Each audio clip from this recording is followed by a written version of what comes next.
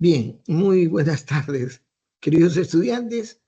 Eh, Solo reiterar lo que dice la rúbrica, de cómo se presenta, qué se hace. Hoy vamos a empezar en primer lugar con el grupo 1, que está conformado por Jazmín de la Cruz y también por Luis Padilla, quienes van a tratar el tema de enfermedades infecciosas en su exploración que han hecho para que me hagan creer, me ataranten con la idea de que sí se conocen cómo se dan los fenómenos globalizados de las enfermedades infecciosas, de tal manera que puedan entrar a escoger una enfermedad infecciosa en el ámbito más amplio que se pueda, a fin de desarrollar un modelo al respecto, ¿no? Entonces, eh, cada grupo, en este caso, tiene máximo 40 minutos, 40 minutos. Y en a ver, ¿cómo se hace? Sí se puede. Entonces, ya está corriendo el tiempo para el grupo 1.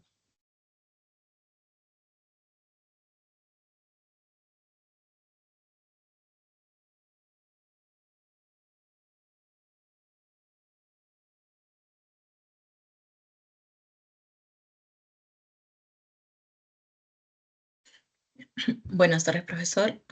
Buenas tardes, compañeros. Me presento, mi nombre es Yasmín de la Cruz. Junto con mi compañero Luis Padilla vamos a hacer el tema de exposición de las enfermedades infecciosas. Sabemos que desde la peste negra hasta el reciente impacto del COVID-19, la historia de la humanidad ha estado marcada por enfermedades infecciosas, ¿no? Estos brotes no solo han afectado a la salud, sino también ha transformado las sociedades, economías, políticas a nivel mundial. Analizar las enfermedades infecciosas desde la dinámica de sistemas nos va a permitir ir más allá de los casos clínicos, ¿no? Se podrá comprender cómo es que estas interactúan dentro de, por ejemplo, los factores biológicos, sociales, económicos y ambientales. Vamos a ver la introducción. ¿Qué son las enfermedades infecciosas? Son trastornos de la salud causados por microorganismos patógenos. Dentro de los microorganismos patógenos encontramos, como podemos ver en la figura, al virus, a las bacterias, a los hongos y a los parásitos, que pueden invadir y multiplicarse en el cuerpo de un ser vivo. También son capaces de transmitirse entre individuos o desde animales hacia el humano. La importancia de esta, ¿no? Las epidemias no solo son procesos biológicos, estas interactúan con movilidad, la economía, el comportamiento, la salud pública y el medio ambiente. El análisis de las enfermedades infecciosas es crucial para poder comprenderlas mejor, poder desarrollar diagnósticos y tratamientos más precisos, ¿no? Para poder prevenir la propagación de estas. Ahora vamos a ver los objetivos.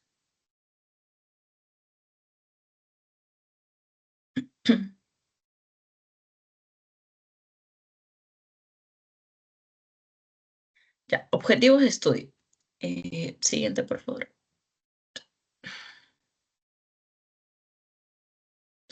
Sería predecir y entender la propagación de las enfermedades para diseñar y evaluar las estrategias de control efectivas.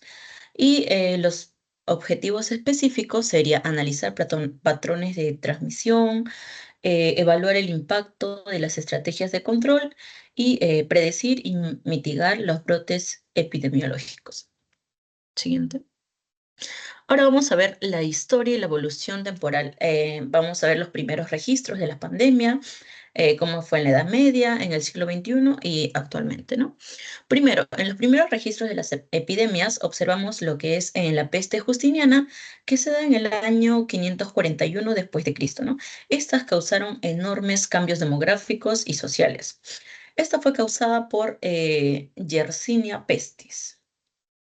Luego tenemos en la Edad Media que sucede lo que es la peste negra y el tifus. La peste negra diezmó grandes regiones de Europa entre los años de 1347 hasta 1351, provocando así una mortalidad masiva, ¿no? Pérdida de mano de obra, transformaciones sociales y económicas.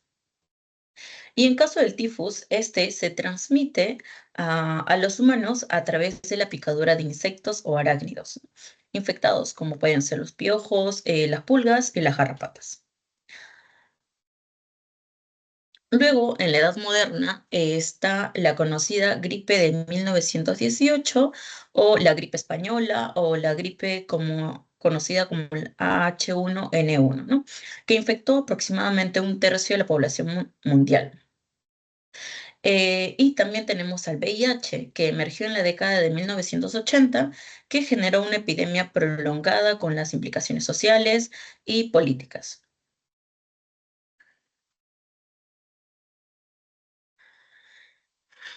Luego, en el siglo XXI, observamos al SARS, al ébola y al Zika. Y al COVID-19, ¿no? Que ha sido registrado a fines del 2019 o inicios del 2020, que es un ejemplo reciente, ¿no? Es un ejemplo reciente que se ha estado dando. Y también al ébola, que se transmite a los humanos por contacto entre los animales salvajes y luego se propaga de persona a persona a través de los fluidos corporales. Después tenemos a la situación actual y las nuevas amenazas. Ahí hemos puesto al AMR, que significa que es la resistencia antimicrobiana, ¿no?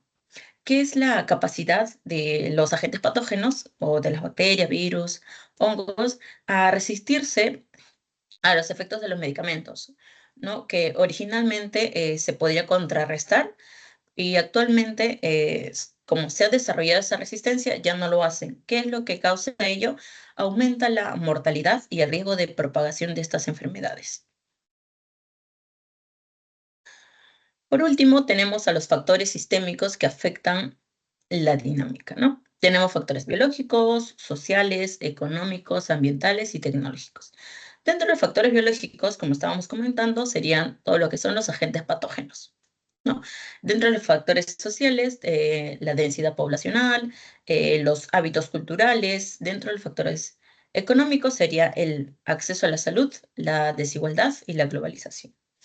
Los factores ambientales sería el clima, la deforestación, porque la deforestación sería ya que esta influye en el hábitat de los animales salvajes y éstas puedan migrar hacia otros lugares, ¿no? Llevando con estos agentes patógenos y contagiar a la población. Y por último, los factores tecnológicos que tendríamos a las vacunas, a los tratamientos. De ahí continúa mi compañero Luis Padilla.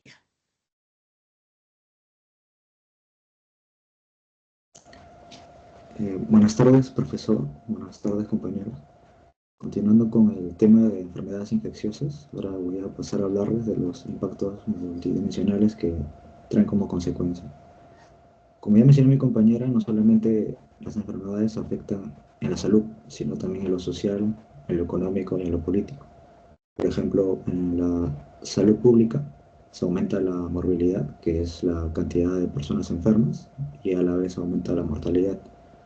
Como consecuencia, esto trae que se reduce la esperanza de vida. No solo eso, además de eso, se presiona a los hospitales y los sistemas sanitarios.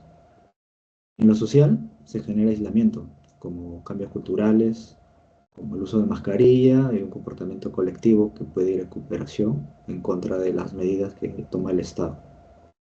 Y en lo económico, se reduce la productividad laboral, se aumenta el gasto en salud, eso también afecta el comercio internacional y la cadena de suministros.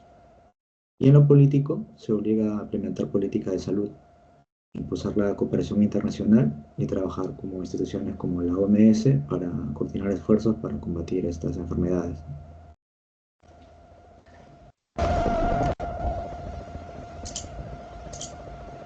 Bien, en casos históricos, también como lo mencionó mi compañera, ahora vamos a ver desde el punto de vista de dinámica de sistemas. Eh, Hay muchos casos, ¿no? Como por ejemplo la peste negra, la gripe española, VIH y el conocido COVID-19. En el caso de la peste negra se mostró un escenario sin control sanitario, no hubo retroalimentación negativa, lo cual llevó a un colapso demográfico y social. En cuanto a la gripe española, justamente esto coincidió con la Primera Guerra Mundial, lo cual hubo una movilidad global y todos estos retardos favorecieron a su propagación. En el caso de VIH-Sida, esto fue en los años 80 y en este tiempo hubo mucha estigmatización respecto al SIDA, por lo que actuó en contra de la prevención y por lo que hubo una retroalimentación negativa indeseada. Y en el caso del COVID-19 existió muchos bucles de retroalimentación. Hubo una propagación global acelerada, hubo confinamientos, hubo también y esto tuvo como consecuencia impactos en la economía, en el trabajo y también importante en la salud mental.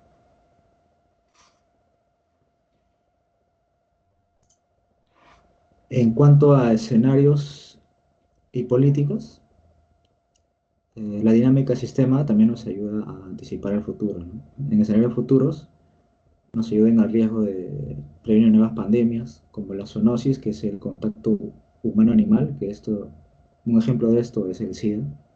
Otro es la resistencia antimicrobiana, que es considerada una pandemia silenciosa.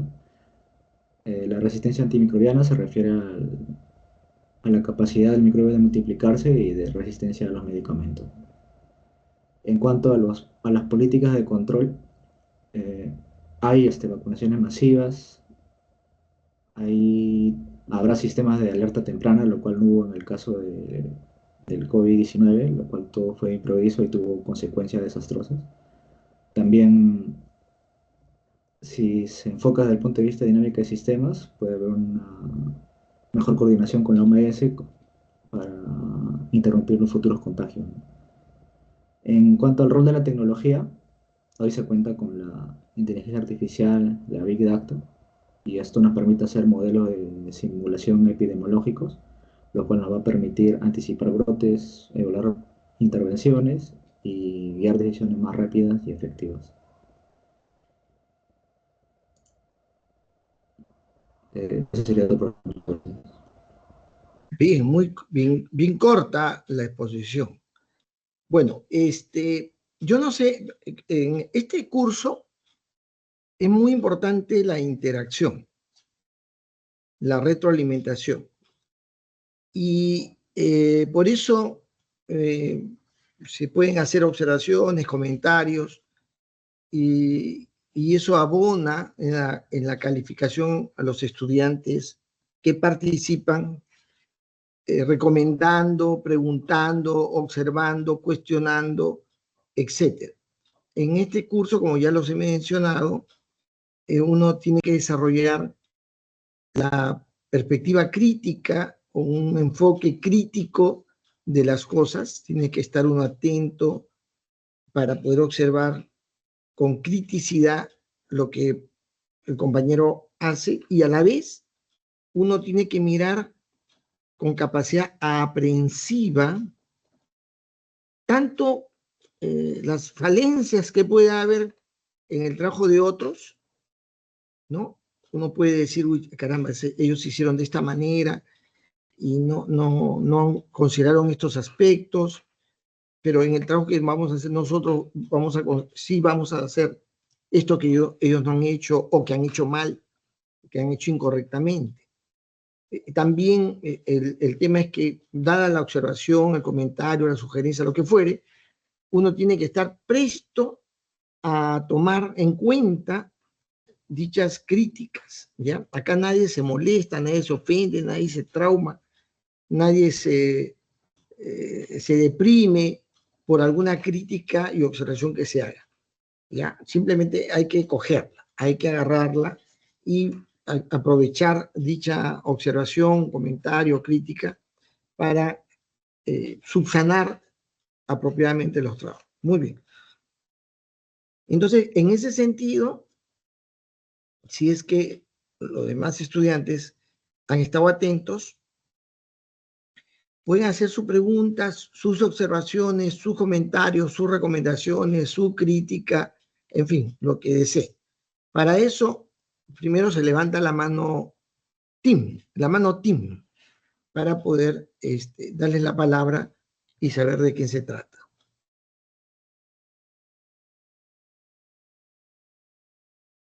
¿Hay algún comentario? No hay. Bien, pero no se olviden, deben estar atentos para que la calificación respecto a la participación yo la pueda registrar. Bien, hay varios aspectos, ¿no? Les voy a poner en los comentarios que voy a hacer. Un asunto importante es visorar, mirar, indagar, tratar de entender cuáles han sido históricamente aquellas infecciones que han tenido impacto social, sea en términos locales, digamos, de países o zonas o del mundo, para poder, entender. Eso es un aspecto, digamos, que ha hecho falta explicar, porque seguramente en las cosas que han pasado históricamente hay un razonamiento, la búsqueda de un entendimiento y además una lección que se aprende, o varias lecciones que se aprenden, ¿correcto? Eso es un asunto que falta. Esto es una observación, no es una pregunta, no es una pregunta. Luego ustedes, Jazmín o Luis, pueden luego, si desean, responder o aclarar algo. Luego es muy importante asociar la propensión de enfermedades que se dan en la sociedad también a factores culturales y educativos. Alguna vez trabajé con gente vinculado al estudio de las, ¿cómo se dice? No solamente de enfermedades físicas, sino de tipologías de conducta con la gente que viene de provincia, ¿ya? Es decir, hay formas de ser, de hacer las cosas, las culturas enseñan digamos, ciertas, tomar ciertas actitudes o costumbres que en regiones hay y en otras no hay, especialmente en temas de salubridad, ¿ya? Y entonces el mundo occidental ha sido influenciado mucho por la cultura griega, romana y judía. Y una de esas, que es la cultura judía, es una cultura limpia. Así se dice, ¿no? Históricamente limpia. Entonces, porque una mezcla entre el concepto religioso de pureza y de limpieza. Es decir, en esta costumbre judía, el ser humano se limpia del pecado o de las cosas malas, de las cosas que puede estar absorbiendo del mundo mundano, vamos a ponerlo de esa manera, y lo que se hace se lavan la mano. O sea, nosotros hemos aprendido los judíos a lavarnos la mano para comer. Eso es parte de una herencia cultural de limpieza, pero es una limpieza que es más que solamente, no nace con la idea de eliminar los microbios, ¿no? Para nada. Simplemente de pureza del alma, digamos, ¿no? Etcétera. Pero hay una cosa importante que uno debe ver: cómo es que factores culturales y educativos generan de una manera cierta propensión hacia el desarrollo de cierto tipo de enfermedades o de infecciones, y cuáles no son aquellas que más bien las contrarrestan, ¿no? Otra cosa interesante, en los países principalmente pobres, y que tienen condiciones geoclimáticas determinadas, están más proclive, en forma estacional, lógicamente, a cierto tipo de enfermedades. Es muy interesante. Yo tengo un ex cuñado, porque falleció mi esposa ya. Uno deja de tener la relación filial, ¿no? Esa relación que se tiene cuando uno se casa, ¿no? Pero uno de ellos, uno de los hermanos de mi esposa, se fue a trabajar a Alemania y luego a un pequeño país, ahorita se me dio de la cabeza, en la que había un lugar, Luxemburgo, había un lugar en la que la población cazaba ratas silvestres. Y ahí es muy conocido porque Luxemburgo es un país pequeño y está muy cerca de Francia, a Suiza, Alemania, y la gente va como de paseo, como cuando uno, en una época acá se iba uno a Lurín o a Chosica, en fin, iban de paseo a pasar el campo, pero sobre todo a visitar estos lugares en la que habían restaurantes que te vendían, acá, no sé si ustedes alguna vez han comido la chanfainita, como si fuera chanfainita, misma presentación de chanfainita, no con el ajicito que acá se prepara con el rocoto, sino con un condimento en la cual te daban un plato con verduras y papa, y se comía rata. Era costumbre, ¿no? Vino la Segunda Guerra Mundial, cuando vino la Segunda Guerra Mundial, la escasez de alimentos, una serie de cosas, va a producir que la gente se busque, y total descubre un científico alemán disidente, que está escondido, disidente de los nazis, ¿no? Descubre que la rata silvestre tiene una parte de su lomo carne comestible, que justamente las ratas más grandes atacan para comerse esa parte de la carne. Pero sucede que con los años se descubre que esa ingesta tiene como consecuencia prevenirte de una enfermedad que no les da la rata. Porque uno dice, porque la rata vive en el desagüe, ¿no? En la cochinada. ¿Por qué no se enferman? ¿Por qué no se infectan? ¿No? Siquiera la gripecita. Bien raro, ¿no? La rata es inmune a enfermedades.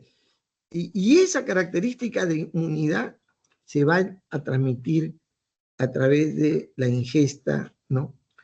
Eso es lo que descubre un científico, mi cuñado, mi ex cuñado, nos contaba con mucha avidez de su experiencia de haber ido a comer rata. Yo no lo hubiera hecho ni a cañones, aún me vuelva inmune a alguna enfermedad grave, ¿no? Bien tranca. Pero bueno, él tenía esa, joven además, ¿no? Recién graduado en ingeniería industrial, y se fue a hacer estudios en Luxemburgo, Alemania y Luxemburgo. Muy interesante. Bueno, ese tipo de particularidades, ¿no? Que tienen que ver con ciertas costumbres, culturas que se van a dar, ¿no? Ya, también es muy interesante ver los fenómenos generales, cómo es que se han introducido estrategias, no sé si solamente nutricionales o propiamente inmunológicas, que han llevado en el tiempo a una evolución de enfermedades infecciosas. Y eso es muy interesante buscarlo. Otra cosa que me parece necesario es mirar los continentes, los 5 continentes, sobre cuáles son las enfermedades que más los ha afectado, cómo ha evolucionado esas enfermedades que se han producido en ciertas épocas, que ha hecho que las poblaciones también cambien, ¿no? ¿Qué más? También hay un asunto que me llama la atención. Es con respecto al COVID. ¿De dónde viene la infección del VIH? Perdón, del COVID, ¿no? Del COVID-19. ¿De dónde se dice proviene esa infección? De un animal, ¿no? Parece que del chancho, pero del chancho infectado por un murciélago, ¿no? Algo así se lee, ¿no? En muchos lugares, las enfermedades infecciosas establecen una relación, una correspondencia, también de las condiciones de infección animal.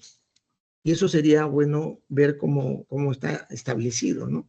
Porque muchas de las políticas de contención de ciertas enfermedades infecciosas ha sido por ese lado, por el lado del origen, que no necesariamente el ser humano, es el ser humano. Por ejemplo, el SIDA, ¿de dónde proviene supuestamente el SIDA? ¿Qué teorías hay? ¿De dónde proviene? ¿Del ser humano en sí?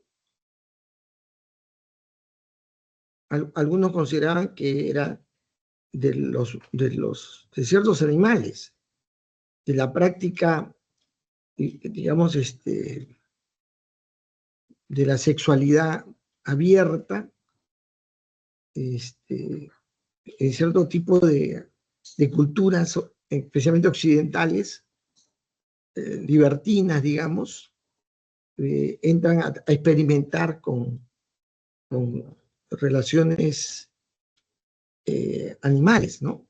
Eso es muy antiguo, además, es una práctica antigua, de ciertas, considerado para los cristianos por lo menos degradante, ¿no?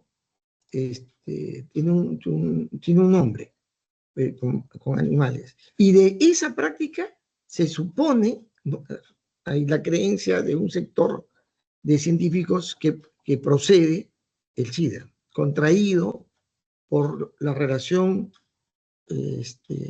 no natural, contra natura, entre personas, seres humanos y animales, ¿no?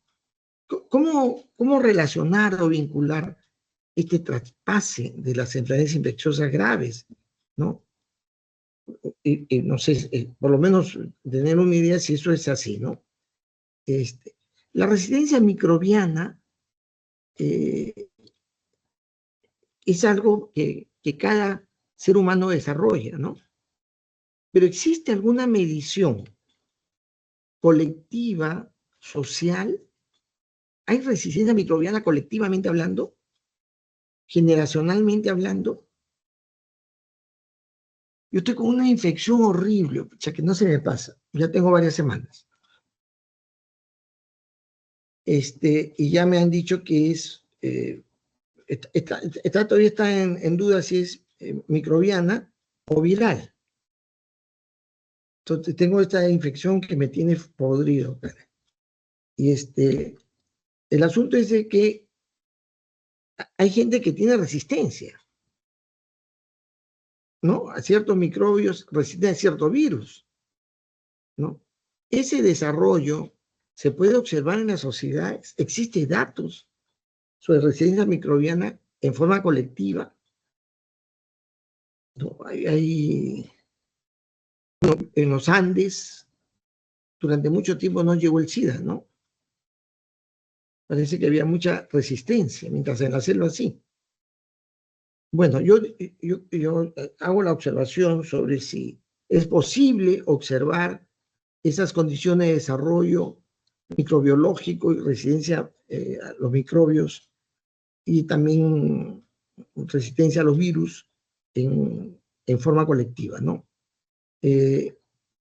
También hay mucha documentación hecha por la OMS respecto a los procesos evolutivos de las enfermedades que llevan a epidemias y pandemias, ¿no? Entonces, sería bueno mirar de esas cuáles son y mostrar, ¿no? Lo que tiene documentado la OMS. Bien, esas son mis observaciones.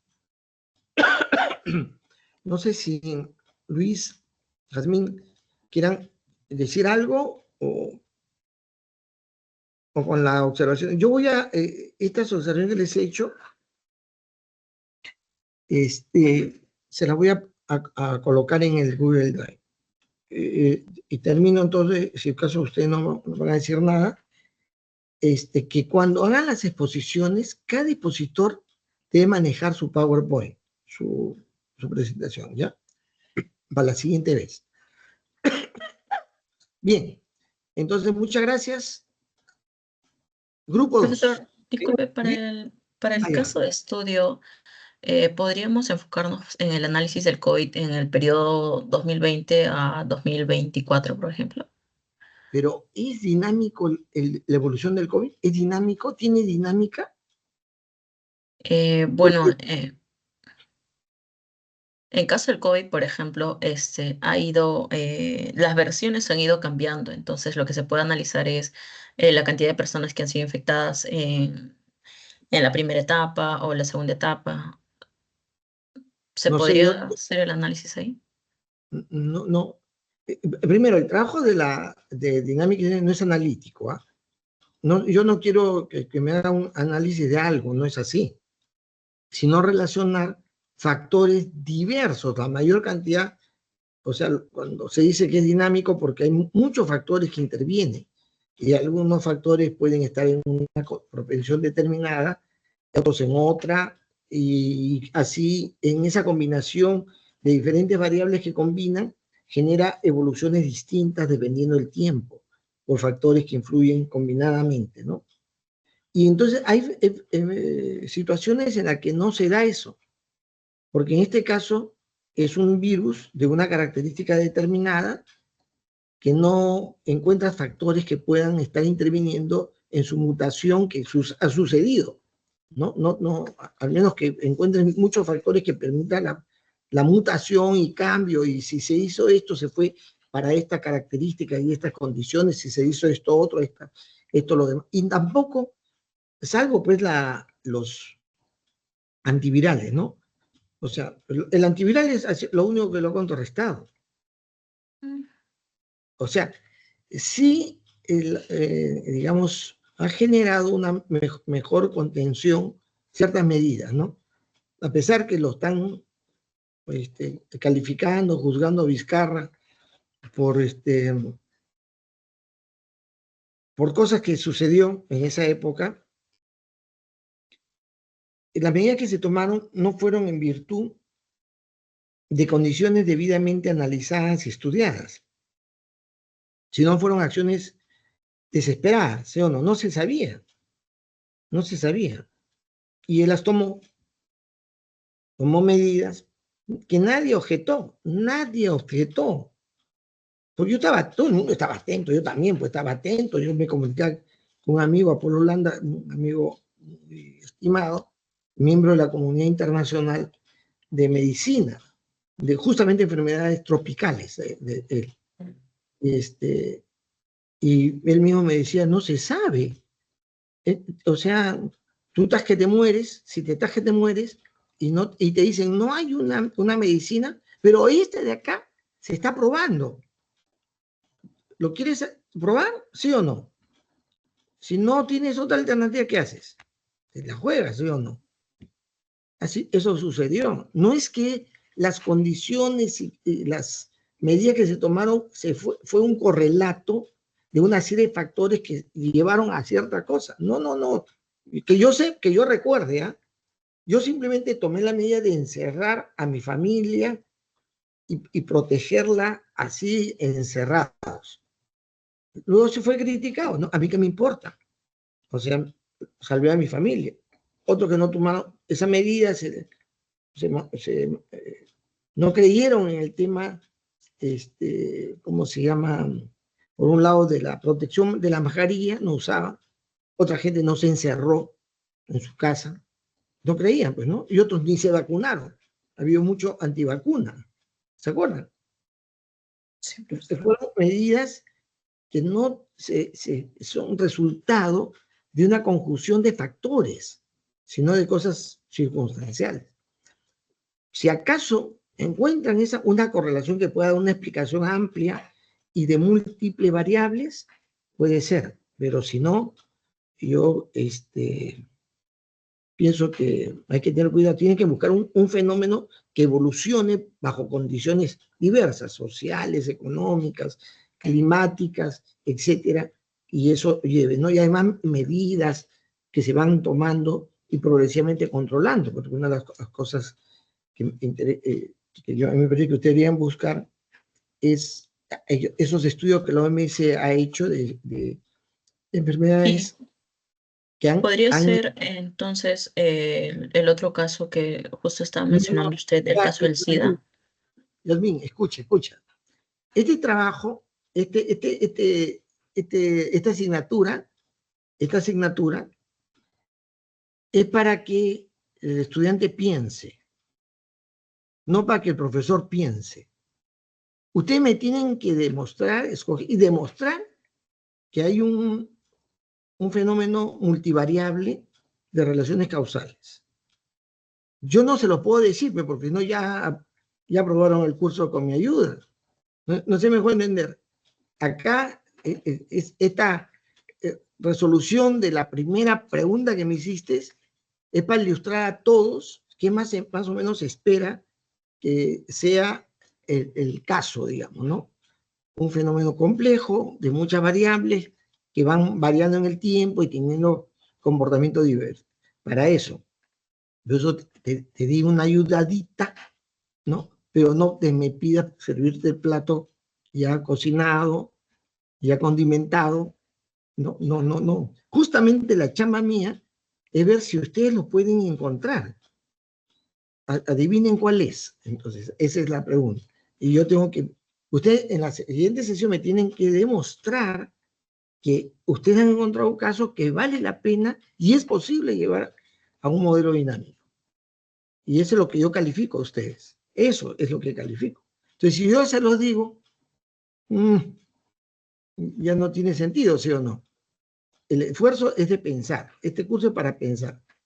Bien, ya Yasmin, entonces ya no te respondo a otra pregunta. Bien, vamos con el grupo 2.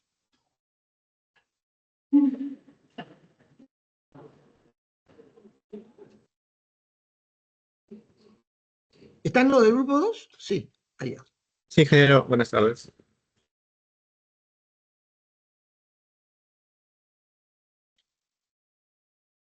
Buenas tardes, ingeniero.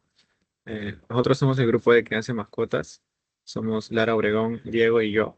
En esta oportunidad vamos a presentarles esta agenda en la que vamos a explicar la introducción, la definición, el objetivo general de la investigación, algunos actores principales que sí hemos observado dentro de todo el sistema de la crianza de mascotas, algunos flujos que hemos podido observar dentro de estos factores. Vamos a explicar también los fenómenos que están relacionados con la crianza de mascotas, algunos bucles que hemos podido encontrar o identificar gracias a nuestra investigación y alguna relación entre estos fenómenos.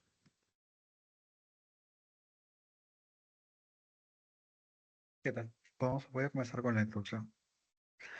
Bueno, cuando hablamos de mascotas, nos referimos a animales domesticados que han sido integrados en el entorno humano. Bueno, no únicamente por su valor utilitario, sino sobre todo por los lazos de afecto y compañía que esto genera. Una mascota puede ser un perro, un gato, un ave o inclusive un pez, pero hoy en día ocupan un lugar importante en millones de hogares alrededor del mundo. El concepto de mascota, sin embargo, no siempre existió como lo conocemos ahora. Los primeros registros de domesticación apuntan hace unos 15.000 años, donde el lobo gris comenzó a convivir con los grupos humanos. Y tras generación a generación, se convirtió en el perro. Bueno, al inicio cumplía funciones prácticas, ayudaba a cazar, ponía alerta y servía de defensa ante depredadores. Y con el tiempo esta relación fue evolucionando hasta el punto en el que las personas empezaron a ver estos animales no solamente como aliados, sino como compañeros. Lo interesante es que el término mascota como sinónimo de compañía es relativamente moderno, porque durante siglos los animales eran vistos como recursos de trabajo o producción, o protección también. Solo en épocas recientes se les comenzó a considerar como miembros de la familia, o, y esto también refleja un cambio cultural profundo entre nuestra relación con las mismas mascotas. Bueno, ahora voy a hablarles de los objetivos y bueno, en estos hemos identificado ciertos componentes. En el caso de la crianza de mascotas, identificamos al menos cinco componentes, cinco grandes componentes. En el primero está el hogar, donde ocurre la convivencia directa entre el humano y su mascota. Aquí aparecen rutinas de cuidado, afecto, alimentación y salud que forman la base emocional de este vínculo, por ejemplo. El segundo es el mercado de servicios de asistencia, que son, por ejemplo, las veterinarias, seguros de salud animal y programas de entrenamiento. Guarderías para perros, desarrollo de fármacos para mascotas. Y bueno, estos servicios reflejan la importancia económica y social que tienen las mascotas, donde las personas tratan a sus mascotas y esto tiene como consecuencia el aumento de esperanza de vida de las mascotas. Y al mismo tiempo, a su mismo, refuerzan el vínculo con la persona. Un tercer componente es el abandono de los animales. Este sea por razón, ya sea por pobreza, falta de tiempo o desconocimiento, o también irresponsabilidad de las mismas personas. Este genera un impacto visible en las calles y donde los animales tienden a reproducirse y sin control, en algunos casos, propagan enfermedades. En un cuarto, por ejemplo, está el mercado de accesorios y alimentos, que va desde collares o accesorios en general para los perros. Comida también, comida premium, y estos crecen, por ejemplo, como de manera acelerada y está muy arraigada en la sociedad actual. Y finalmente, el quinto componente es el abandono, que se traduce, por ejemplo, en reproducción descontrolada, transmisión de enfermedades y la presión que se ejerce sobre refugios animales. Y todos estos elementos interactúan entre sí y configuran el sistema actual de crianza de mascotas. Bueno, mientras más sea el vínculo entre la mascota y la persona, ésta está más dispuesta a prolongar su vida por medio de tratamientos y cuidados. A su misma vez, opta por adoptar mascotas, por ejemplo, y mientras más cuidados también van de la mano con mayor alimentación, mayor cuidados para las mascotas, y al mismo tiempo, si no se tiene un buen control, comienzan las plagas y puede perjudicar a la sociedad en general. ¿Este apego de las mascotas es algo cultural? Bueno, como pregunta, ¿o se ha dado en todas las culturas en general? Bueno, una investigación que se llevó a cabo a 60 culturas distintas sugiere que esto no sea verdad, porque en muchas de estas culturas, en la mayoría en general, no le da el valor que nosotros le damos a las mascotas, tanto que algunas ni siquiera tienen un nombre para ellas. De estas, solo tres están dispuestas a convivir con las mascotas en un mismo espacio. Por ejemplo, en la misma cultura occidental no siempre es igual. Se sabe, por ejemplo, que sociedades que, por ejemplo, las judías ortodoxas, la tasa de tenencia de mascotas es muy baja.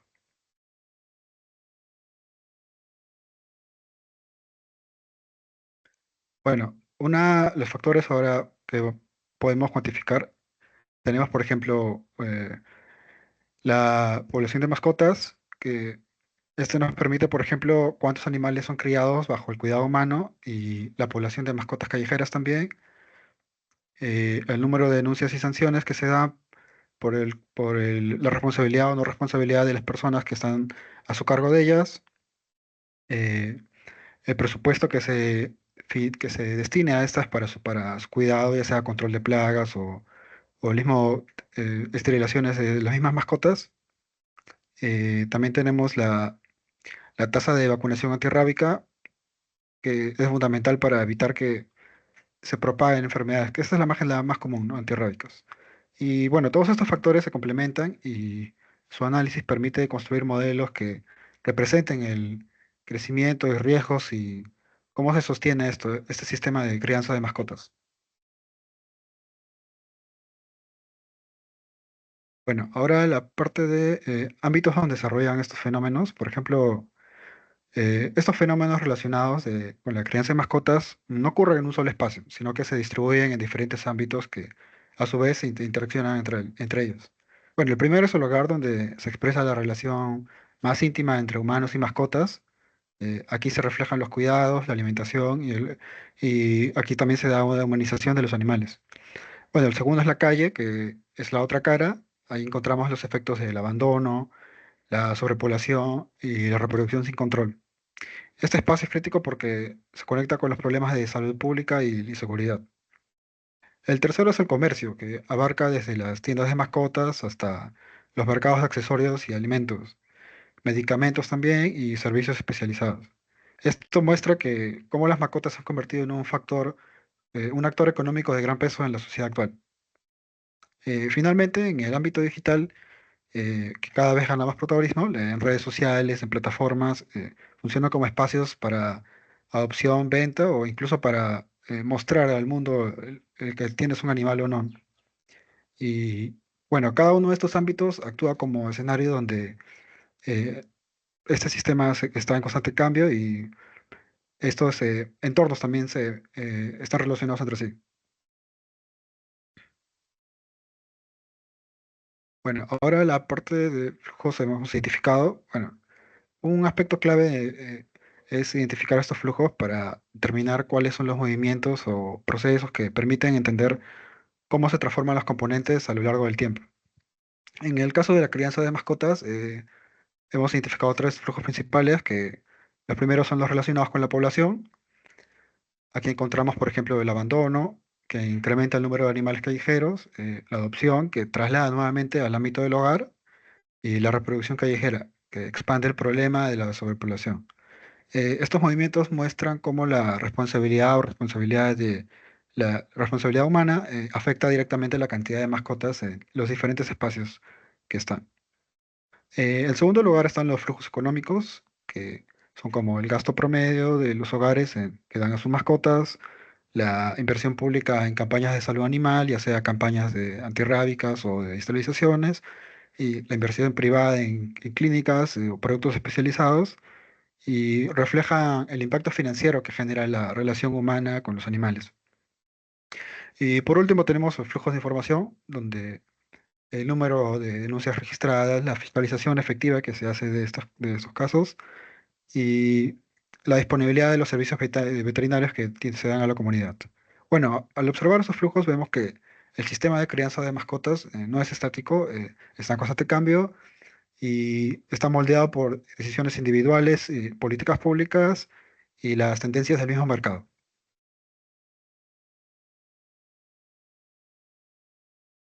Continuando con la explicación de la crianza de mascotas, vamos a observar los fenómenos que están relacionados y podemos hablar primero del fenómeno de la humanización. Como ya lo dijo mi compañero, la humanización de las mascotas es tratarlos cada vez más como un miembro de la familia. Esto impulsa el crecimiento económico del sector de las mascotas y los pet shops, pero también infla expectativas que pueden llevar a abandonos ya ciertas mascotas cuando una no llega a cumplir las expectativas, ¿no? Porque criar mascotas no solo es comprar y proveer, también es educar. También tenemos el fenómeno de abandono y sobrepoblación. Eh, los albergues están sobrepoblados y las calles también están sobrepobladas porque no hay un control, ¿no? Por ejemplo, eh, no hay, las tasas de esterilización que reporta NASA son unas 200.000 esterilizaciones anuales a nivel nacional. Y sin embargo, esta cifra es no se puede igualar a la cantidad de reproducciones de estas mascotas en la calle para que se pueda controlar. Otro fenómeno dentro de la crianza de mascotas tenemos que hay un fenómeno de una brecha entre el bienestar del animal en situación de pobreza y en situación de sectores A y B. Directamente está relacionada con el nivel socioeconómico del hogar. Por ejemplo, el acceso a veterinarias. Mientras distritos como Surco o distritos donde el nivel socioeconómico es A y B, hay mucho más veterinarias por mascota en distritos como eh, Villa Salvador, Tritarte. Ese radio se limita, hay menos veterinarias por cantidad de mascotas. También se influye el tipo de alimentación. En los sectores A y B, la alimentación de los animales y mascotas es mucho mejor que en sectores de pobreza. Tenemos también el fenómeno de globalización de razas. Nosotros sabemos también que las personas demandan mucho perros y gatos y mascotas en general de razas. Estas no siempre se adaptan al ambiente y eso a veces propicia el abandono. O si no, hay preferencia de razas particulares que propician el abandono, pero ahora de las especies que no son de razas, las chuscas. Y por eso también hay bajas y bajos índices de adopción y más índice de abandono. Tenemos también el fenómeno de acumulación en los albergues, no solo de perros, sino que de gatos. Incluso hay países en los que para regular la acumulación de las mascotas en los albergues se ha tenido que optar por la opción de la eutanasia. Esto es un indicador de que no se puede controlar este fenómeno de acumulación y reproducción de las mascotas, bueno, de los abandonados que están en albergues. Por lo tanto, el abandono en este espacio sería la principal fuente de entrada y aunque no querramos aceptarlo, la eutanasia en algunos países es una función de controlar ese sistema. También tenemos el fenómeno del tráfico ilegal de mascotas. Eh, es difícil de predecir cuántos perros o mascotas en general se pueden, eh, se están moviendo en el mercado. Sin embargo, lo que se puede medir puede ser el número de decomisos por las instituciones que controlan esto. Finalmente, podemos agregar que no solo son estos 6 fenómenos que hemos mostrado, existen otros fenómenos. También está, por ejemplo, el crecimiento exponencial del mercado, al menos en el Perú medicación del bienestar. Eso implica que para que nuestras mascotas vivan más tiempo porque se enferman y todo, tenemos que gastar más, ¿no? Tenemos también los fenómenos de ciclo de reproducción en la calle. Hemos visto ahorita abandonos en albergues, pero el abandono en las calles también es una situación que se tiene que analizar. Y también tenemos el fenómeno de ansiedad por separación.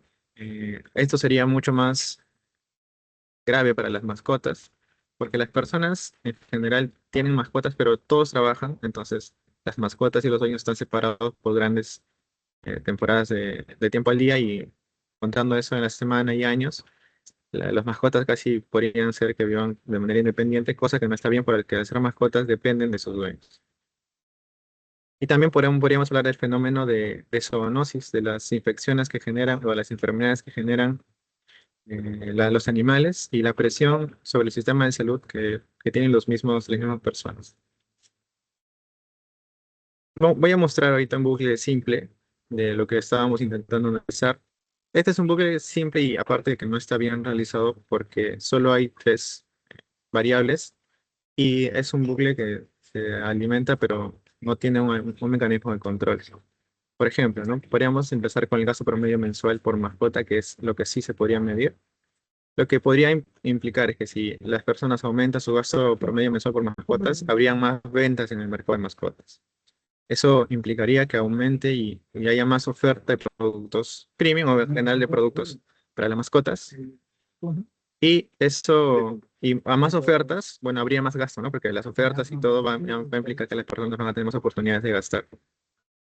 Si esto fuese cierto, podría ser un bucle que sea de alguna manera infinito y no tendría mucho sentido. Hemos intentado agrandar un poco ese bucle. Hemos visto que el volumen de ventas también son influidas por la cantidad de establecimientos donde se pueden comprar y vender artículos para mascotas. Aumenta también la oferta y esto reduce barreras de entrada para que las personas puedan entrar al mercado de productos de mascotas y poder ofrecer y ganar dinero en base a eso.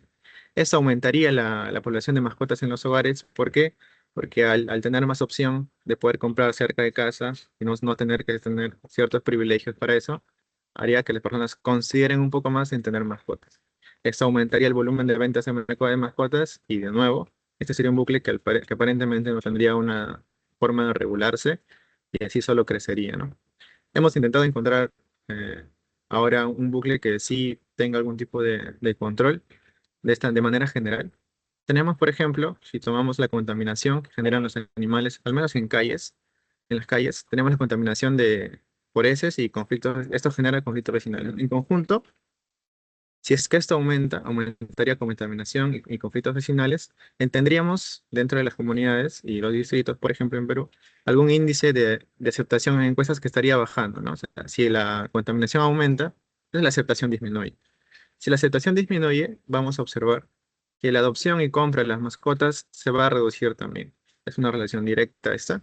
Por lo tanto, habría menos adopción y compra. Si es que existe menos adopción y compra, vamos a observar que en los hogares la población de mascotas también se va a reducir. Y así, como hay menos mascotas en hogares y calles, habría menos contaminación por las heces y menos conflictos vecinales. Al haber un tipo de regulación con la contaminación y menos conflictos, las personas intentarían volver a tener más mascotas. Entonces, el índice de aceptación de las mascotas aumentaría porque ya no habría problemas con ellas. Si el índice de aceptación de las mascotas aumenta, y aumentaría la intención de compra y así sucesivamente. Este sería de alguna manera un bucle en el que hemos podido encontrar que habría sentido en su regulación. Hemos observado también que en los fenómenos hay influencias. No hemos analizado en sí su retroalimentación, pero hemos podido ver que la humanización, el crecimiento del mercado y el abandono están relacionados. Al menos, ¿no? Para el abandono, relacionado directamente con el mercado, en la parte en que cuando la novedad pasa o surgen dificultades económicas o de oportunidades o en fin, en otras cosas, esto se traduce en abandono, ¿no? Entonces, los fenómenos, si bien los podemos analizar de manera separada, también se pueden analizar de manera conjunta. Otra relación de fenómenos podría ser que el crecimiento del mercado amplíe el fenómeno de globalización de razas. Esto desplaza a los animales mestizos, la mayoría quedarían en abandono porque estarían con más animales y mascotas de razas. El éxito comercial de las razas de moda profundizaría la crisis de sobrepoblación de animales mestizos, de animales chuscos que están en las calles y sean animales no deseados. Por eso el fenómeno de sobrepoblación de mestizos también vendría a ser afectado. Entonces, hemos visto aquí esta relación de los tres fenómenos, que en general no solo son tres, sino que son muchos más. Eso hasta este momento, ingeniero. Muchas gracias.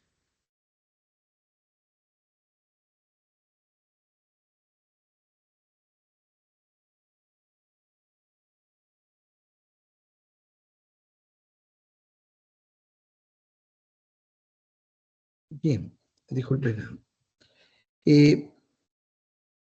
No sé si los otros estudiantes habría algún comentario, alguna observación, alguna sugerencia que deseen hacer.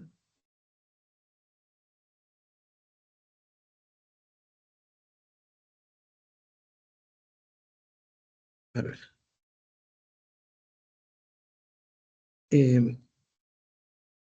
Yo tengo algunas observaciones, ¿ya?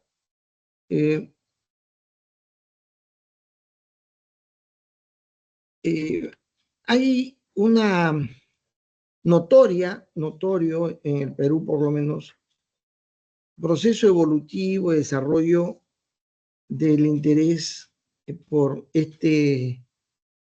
esta actividad de cuidar mascotas, ¿no? De tener su mascota.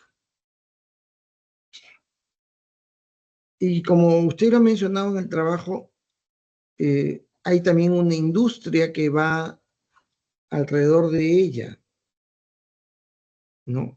Yo tengo una amistad que trabajamos en el Ministerio de Economía, que criaba palomas, gatos y perros. Esas tres cosas, tenía tres. Claro que las palomas iniciaron por razones simplemente circunstanciales, ¿no? Pero el gato por la mamá, que parece que de muy niña se acostumbra a tener gato. Y perro por el papá, porque el papá tenía como negocio la venta de Dobermans. Ya, su negocio era vender Dobermans. en crías, pequeños.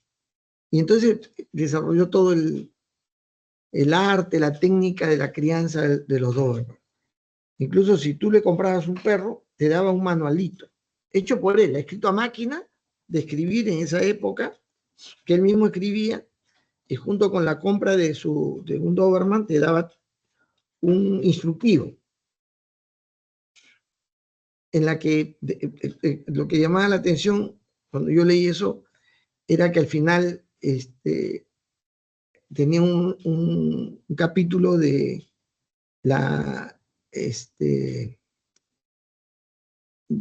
la eliminación del animal, del sacrificio del animal, que todo Doberman es necesario a cierta edad ya sacrificarlo, no dejarlo que llegue a la vejez.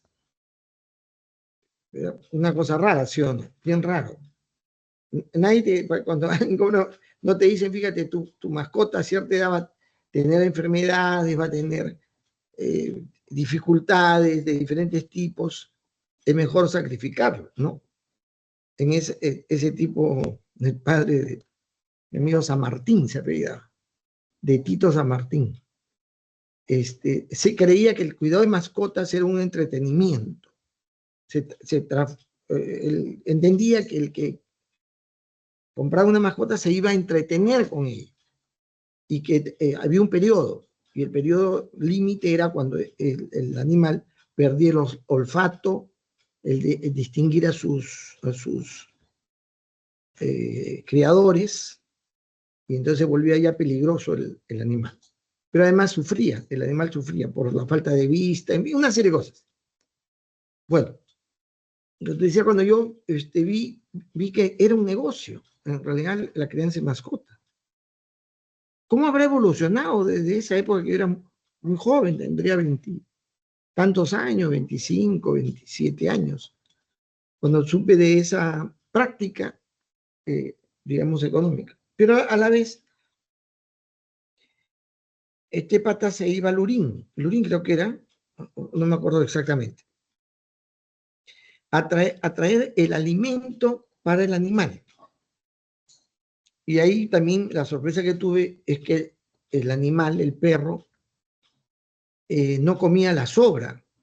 Conforme yo imaginaba que los perros comían las sobras de lo que sobraba en la casa, lo que se preparaba, la comida, incluso siempre uno tenía la idea de que lo que no querías comer, le ponías en el platito al animal para que se lo coma, ¿no? Y era su alimento, ¿no?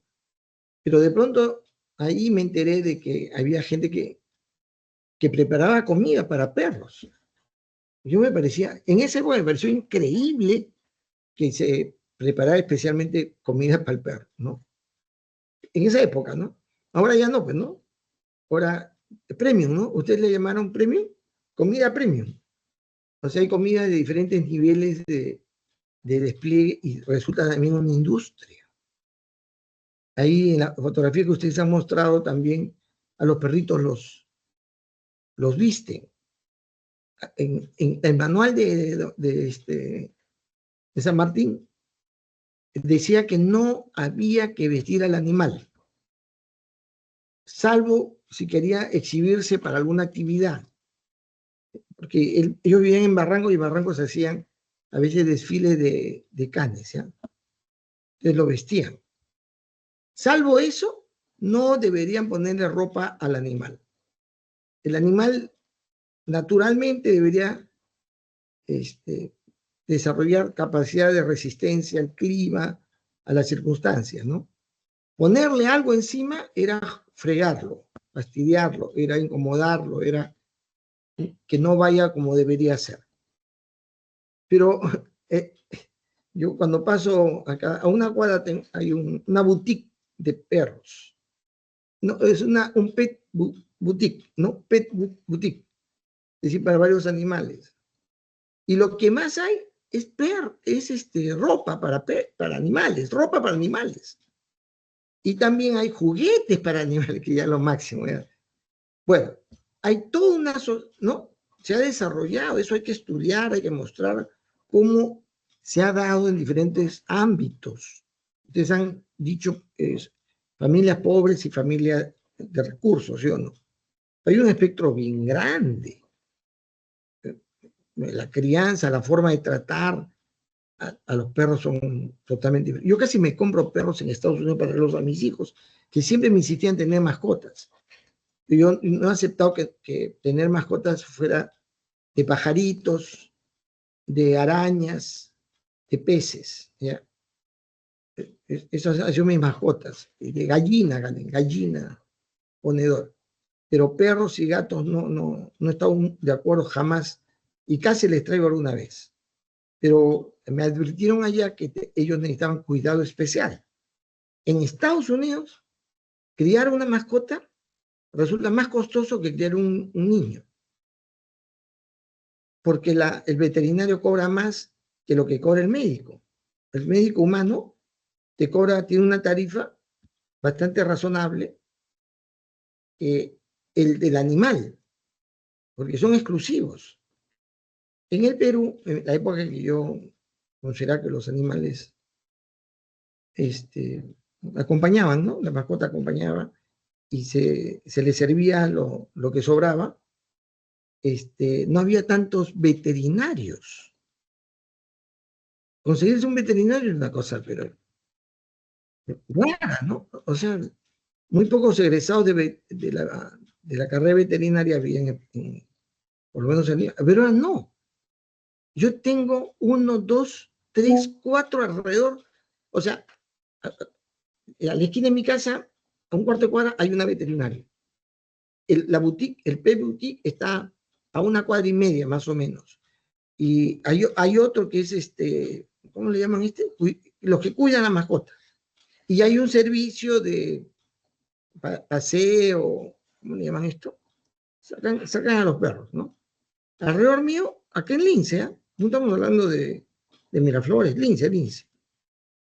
Bueno, tienen que mostrar ese desarrollo que va más allá propiamente de los aspectos, digamos, individuales, hogareños, ¿no? Sino que está encerrando una dinámica más amplia y económica en el desarrollo de la crianza de mascotas, ¿no? Además, hay estudios ya hechos sobre los cambios, las condiciones y cambios sociopsicológicas de las sociedades con el tema de las mascotas. Y hay estudios, cómo evoluciona, cómo cambia. Claro, en nuestro país, quizás en Surco, Miraflores, Surco, hay casi una necesidad social de sacar a pasear la mascota no chusca. Ustedes usaron la palabra chusco, ¿no?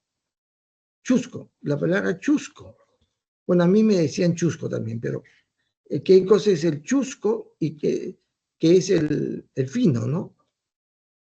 Ustedes saben que el perro peruano, el pelado, el perro caliente, el hot dog, es el perro peruano, no es el salchicha, ¿no? ¿Saben eso, no?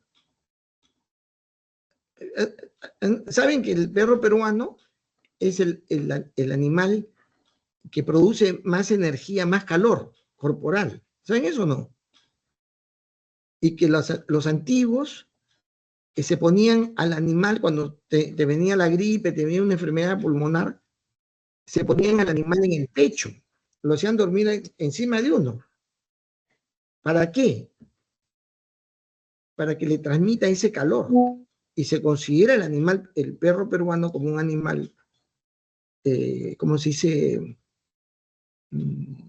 Benefactor por la salud. O sea, es un curandero, el perro. En fin, hay una serie de aspectos. Ahora ya, antes no se quería, alguien que tuviera un perro peruano, no lo exhibía porque le daba vergüenza, ¿no? Pero como se han vuelto famosos, ya se exhibe el perro peruano. En fin, hay todo un tema sociopsicológico ¿no? Que hay que mostrar cómo se da, cómo evoluciona en el tiempo. Y ahí también se asocia, es una cosa increíble, no sé, pero habría que ver. Hay quienes han hecho estudios sociológicos que vinculan las comunidades o sociedades que son más terapéuticas, aquellas que tienen la costumbre de criar animales. El mayor índice de animales son sociedades más tranquilas, más sanas, ¿no? Hay estudios que se han hecho al respecto. Y también, por el contrario, de sociedades más bien patológicas, porque genera cierta patología, principalmente psicológica. O sea, porque el ser humano empieza a establecer vínculos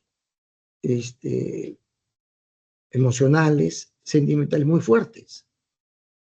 Y sucede que no te apena lo que ves en la televisión, que alguien ha sido asesinado, muerto pero sí te causa un dolor intenso que se haya muerto el perrito del vecino, ¿no? En fin, hay esos estudios de cómo evolucionan las condiciones de salud mental y emocional con el tema de la crianza de los animales, ¿no? Otra cosa importante es, hay estudios que han hecho sobre el impacto socioeconómico de los recursos que se utilizan. Ustedes lo han mencionado algo. Recursos que se utilizan en su totalidad. ¿Cuánto PBI está asociado a la crianza de animales? Comparándolo con la cantidad de recursos que una sociedad destina, por ejemplo, a la protección de la salud humana o al consumo de medicinas, ¿no? Hay enfermedades que la sociedad no le presta mucha atención y hay pocos recursos para ciertos tratamientos. Mientras que para temas relacionados a los animales, tienen recursos mucho mayores, ¿no? Hay que ver eso, eso y que evolucione en el tiempo. Y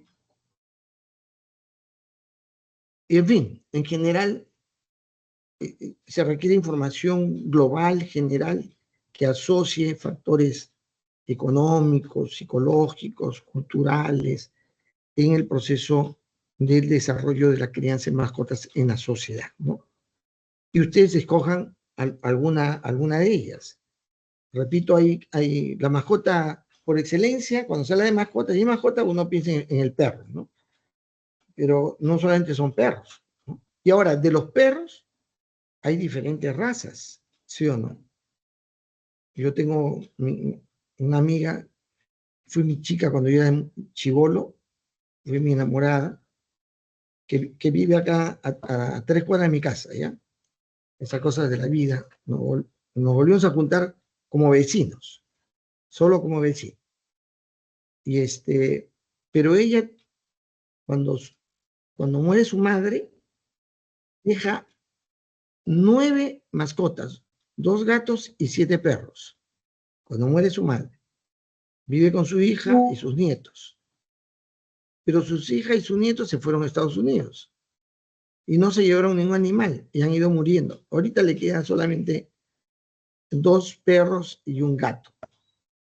Pero ella, cada vez que se produce un problema, una enfermedad o la muerte de un animal, entra pues, en una crisis brutal. Incluso ella tiene tratamiento psicológico, hasta psiquiátrico. Yo le digo, porque el psiquiatra no te ha dicho que ya sacrifiques tus perros, tus animales. No, al contrario, ha dicho que no, que si estos se mueren, que se consiga uno chiquito. Chamal, qué horrible. Ya te imaginarán, yo tengo 72 años, ella debe tener un poco menos de 70 años, es decir, ya está vieja. Una vieja cuidando animales viejos. Es una cosa para no creer. Bueno, todo este es un panorama que expresa una situación que sociológicamente hay que estudiar. Ustedes vean cuál es ese sector a estudiar, ¿no? La que ustedes brindan la mayor información posible para poder ver si es posible modelarlo dinámicamente. Preguntas, o si quieren decir algo ustedes.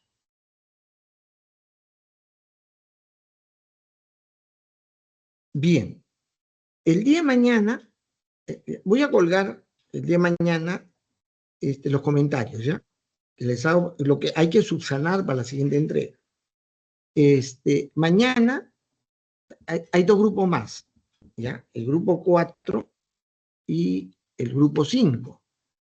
El grupo 4 solamente está Gonzalo Abanto, y el grupo 5 está Jesús Vázquez, ¿no? Igual, tienen 40 minutos cada uno de ellos para explicar su tema. No sé si hay alguna pregunta de alguien desea decir algo o preguntar. Si no es así, entonces nos encontramos el día de mañana. Y jóvenes, muchas gracias.